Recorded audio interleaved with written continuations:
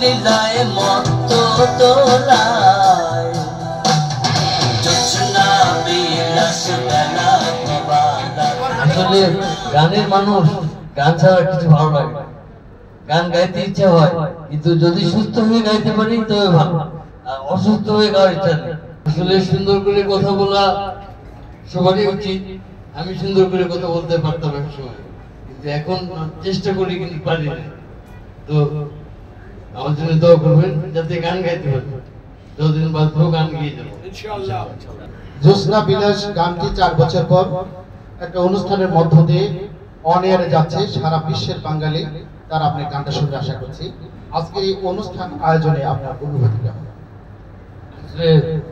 এই পর্যায়ে এসে এইভাবে একটা অনুষ্ঠানে আসবো আমি তো ভাবিই নাই। তো রাজকে ধন্যবাদ।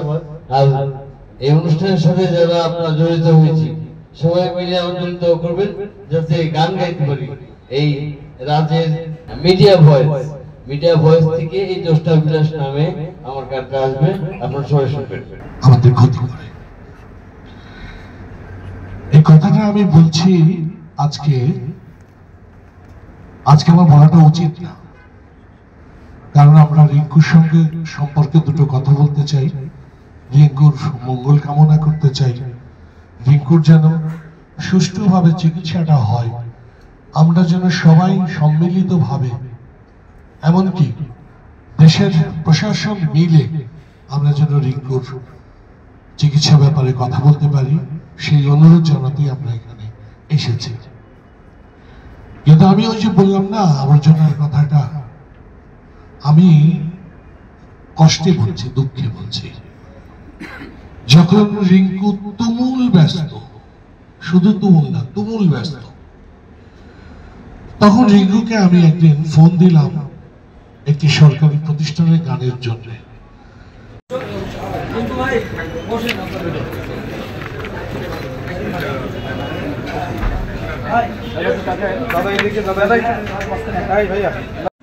একটু পরে আমার পরিবারের লোক